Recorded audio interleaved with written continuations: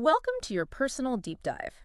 Looks like we've got a pretty interesting set of audio excerpts here, all about negotiation, communication, and, those tricky human emotions. Indeed. Someone's trying to become a master persuader. Absolutely. And it's not just the tactics, right? Right. You're really digging into that deeper psychology, Yeah. the how to build trust, navigate autonomy. Oh, and even use the power of metaphor. Okay, I have to admit, this whole idea of guiding through questions, that really caught my attention. So instead of arguing, I should be asking questions that lead the other person to kind of discover my perspective Yeah. on their own. Isn't that, I don't know, a little manipulative? I can see where you're coming from. Yeah. It's a fine line. Yeah. For sure. But think about it this way.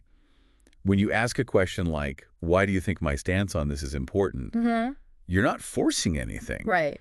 You're inviting them to, well, step into your shoes, see things from your side. It encourages reflection, and honestly, I think it builds empathy. So it's less about winning and more about, creating a genuine connection. Exactly. Okay, yeah, I can get on board with that. Good. Now, the audio sources also talked about this whole thing about the magic of metaphors. Right. And, okay, I'll admit, I kind of rolled my eyes at first. Sure. But then they gave this example, like when you're feeling frustrated, you're dancing to different music. And honestly, it kind of works. It does. It might seem cheesy, Yeah. but there's a reason these metaphors are so powerful. They kind of sneak past our logical defenses and tap right into our emotions. A shared image like dancing to different music, it just creates this emotional resonance. You know, it makes it easier to find common ground. So we're speaking a different language. It's not just the facts and figures anymore. Right. And the sources, they give some pretty cool examples of how to actually apply these metaphors, like feeling like you're walking a tightrope in a conversation. Yeah. You could talk about building a safety net together. Exactly. Or if it feels like you're, caught in a tide that's pulling you in the wrong direction. Yeah. Maybe it's time to talk about a course correction. Yeah. These metaphors, they're more than just venting, right? They're subtly pointing towards actual solutions. Yeah, exactly. I was really struck by this example of the roadmap to peace in the Israeli-Palestinian conflict.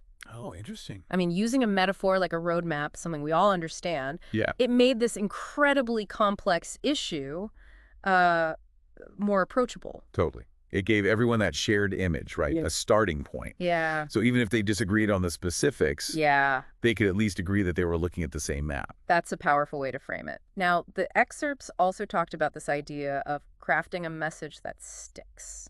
Okay. Which I guess means being clear and concise. Right. It's more than just being clear, though. Okay. It's about knowing your audience. Think about who you're talking to. Right. What are their values, their concerns? Anticipate their perspective. Yeah. And you're way more likely to actually get through. So speak their language, not just literally, but emotionally, too. Exactly. Oh, they had this great tip. Ask, what do you hear me saying? Oh, yeah. To check for understanding. Because we've all been there. All the time. Where you realize the other person, they just totally missed the point. Completely. And that simple question can save you so much misunderstanding. Yeah. So much frustration. Encourages active listening, which is, well, it's crucial for any negotiation. Makes sense. Now, before I move on, I do want to touch on this concept of BATNA. Oh, yes. Good Well, one. it came up a few times in the audio. It stands for Best Alternative to a Negotiated Agreement. Basically, it's your walkaway point. So if it all falls apart, what's my best option? Exactly. Knowing that gives you leverage. Got it. Never go into a negotiation without knowing your BATNA. Right. Okay, so we've talked about guiding questions, metaphors, and tailoring your message. The audio excerpts also touched on something, I don't know, it was a little unexpected. This whole idea of self-appreciation. Interesting. Yeah, wasn't sure how that fit in at first. Yeah. Isn't negotiation all about the other person? It is. But don't underestimate the power of self-awareness. Okay. Because recognizing your strengths, valuing your own contributions, it's key to, well, genuine confidence. Yeah. And that shines through. So it's not being arrogant, it's like having a solid foundation. Yes. You can't pour from an empty cup, Right, right? exactly. And, the excerpts offered a great technique Oh, yeah. for actually cultivating this self-appreciation. Okay. So imagine you have a mentor, Yeah. someone who truly believes in you. Yeah. Okay. How would they appreciate your efforts? what kind of encouragement Oh, I like that would one. they offer. Yeah, it's like tapping into that inner voice of support Exactly. instead of dwelling on the self-doubt. Right. And we've talked about individual mindset, Right. but the excerpts also delved into the kind of the dynamics between people, Yeah. especially this idea of defaulting to, you know, Yeah. adversarial assumption. Right, like we're automatically assuming the other person is our opponent. Exactly. And they introduced this arm exercise Ah. to illustrate the point. Oh, tell me more about that. Sure. This sounds intriguing. Yeah, it's really interesting. Okay, so this arm exercise, it's, well, you pair up with someone. Okay. And the goal is to score points by, like, lifting your arms above a certain height. Hmm. But here's the catch. Yeah. Your arms are linked together. Oh, okay. So you have to, kind of pull each other up to win. I see. But the thing is, most pairs, they instinctively push against each other. Really? Yeah. At first, they assume it's, I don't know, a competition. So they're so focused on winning that they miss the opportunity to, like, cooperate. Exactly. It's the pairs that figure out, hey, we need to work together here. Right. Help each other, Those are the ones who win. Okay. I think I'm seeing a pattern here. What's that? Whether it's asking those guiding questions or finding the right metaphor, it's all about getting away from that win-lose mindset. You got it. The arm exercise, it really shows the power of affiliation. Yeah. In a negotiation, when we see the other side as, well, not an opponent, but more like Right. an ally, Right. a colleague, Yeah. maybe even a friend, we're much more likely to find solutions that work for everyone. Okay, so the sources, they broke down this affiliation thing into two types, structural and personal. Right. What's the difference? Think of structural connections as those ties that bind us, based on shared memberships. It could be anything, really. Like what? Well, like going to the same university or Yeah. working in the same field, or even, like you said before, Yeah. both being parents, just trying to figure it all out.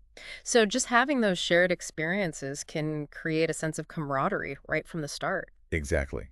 So yeah, even that small talk, it can be valuable. It's not just filling the silence.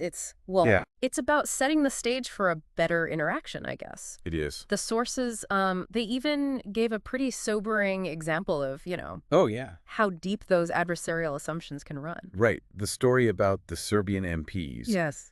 who saw other political parties as the enemy, even when Yeah. they were working towards the same goals. It really makes you think, even when the stakes are so high and, things are tense, Yeah. finding common ground. I mean, It that's, is key. yeah, that's key. Okay, so we've covered the structural connections. Right. What about those personal connections? Ah, yes.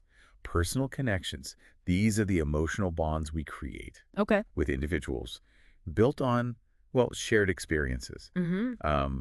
personal disclosures, Yeah. empathy, and trust. In the audio, it really emphasized the importance of, like, Mhm. humanizing the negotiation process. It is a human process, after all. Yeah, it's not just about the cold, hard facts, right? It's Right. about recognizing that there's a person, A human being. yeah, on the other side. Absolutely. There's this great anecdote about Oh, yeah. Roger's experience with an ANC leader who, well, he refused to even participate in a workshop at first. Wow. His reason. He hadn't heard Roger's voice.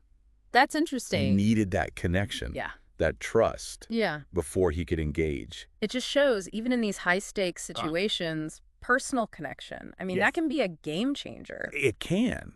But then the question is, well, how do we cultivate those connections Right. in a way that feels genuine? Exactly. The audio excerpts, well, they had a few practical tips. Like what? Well, first, if at all possible, Yeah. prioritize those in-person meetings. Okay. Just being physically present. Yeah. It allows for richer communication, Deeper connection. Yeah. I get that. And while it's important to keep things professional, of course, Right. don't be afraid to touch on personal concerns. So showing that vulnerability can actually help to build trust. It can, but, Yeah. there's a balance, right?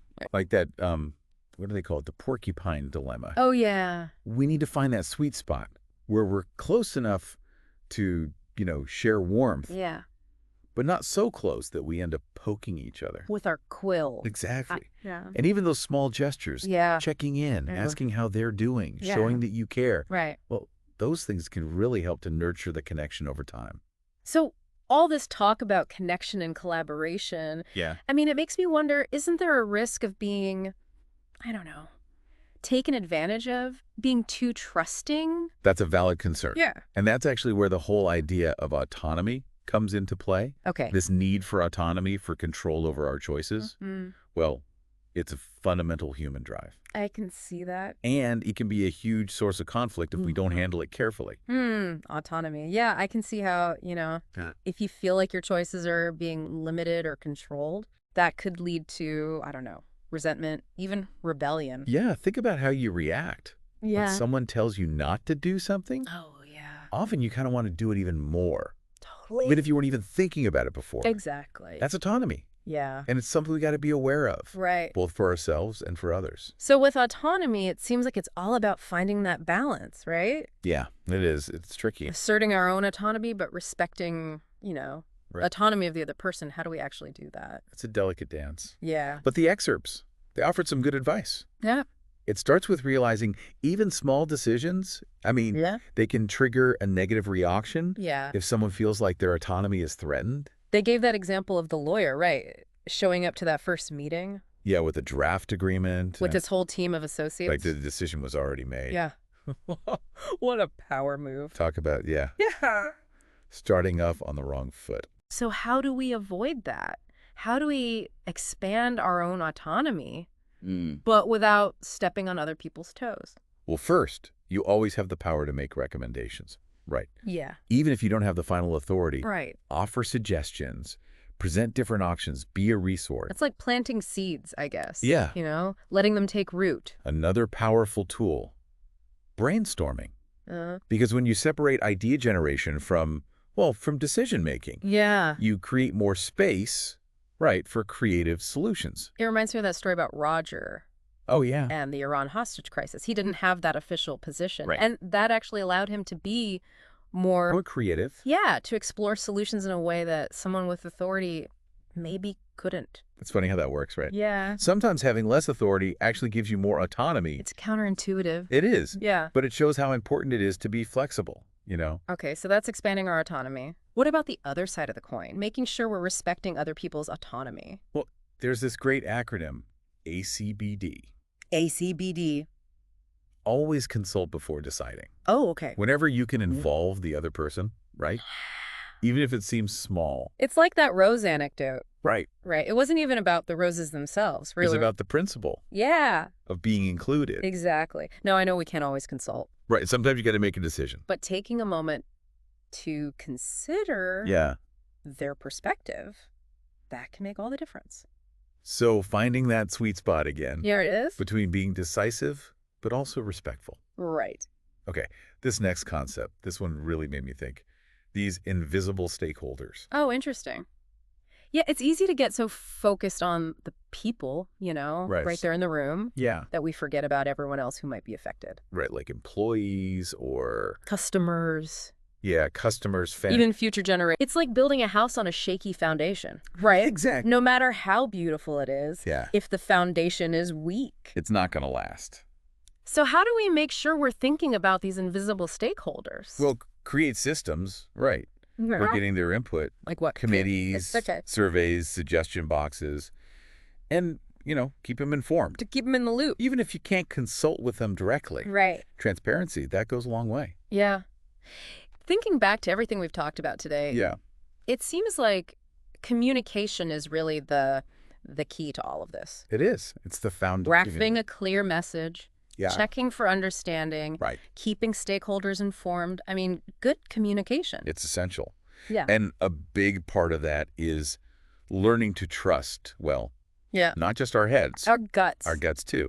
The excerpts talked about how strong affiliation, while it's good, it can be a good thing. it can also make us vulnerable to being manipulated. Yeah, it's true. We need to use both, right? Logic and intuition. Logic and intuition. Yeah. So, check the facts. Right. Consider the alternatives. Remember your BTNA. Yeah. But also tune into that gut feeling. Does it feel right? Does it feel right? Or is there something, I don't know, a little off? It's like an internal alarm system. It is. Right. Sometimes our gut is picking up on things that are, our conscious mind hasn't quite processed yet. That's a great way to put it. And This is especially important, when we Yeah. have that strong connection with the other person. Right, because we can be blinded by those warm fuzzies. Exactly. Those warm fuzzies can cloud our judgment. Mm. So be discerning, analyze the situation, Yeah. and listen to that inner voice. So it's not about seeing negotiation as this battle to be won, Right. but as a chance to collaborate. Where everyone benefits. Exactly. It's been such a fascinating deep dive. It has. I feel like I have like a whole new set of tools now, Good. to approach negotiation. That's the goal. From understanding the power of metaphors to figuring out this whole autonomy thing. It's complex. It is complex. And remember, even if you disagree, Yeah. taking the time to appreciate the other person's perspective, Yeah, well, that goes a long way. it does. It's been a pleasure. It has. Thanks for having me. And to our listeners, thanks for joining us on this deep dive. I hope you learned something new today and that you'll be able to apply these insights to your own negotiations, whether they're at work, at home, or even just within yourself. Until next time, keep learning, keep growing, and keep the conversation going.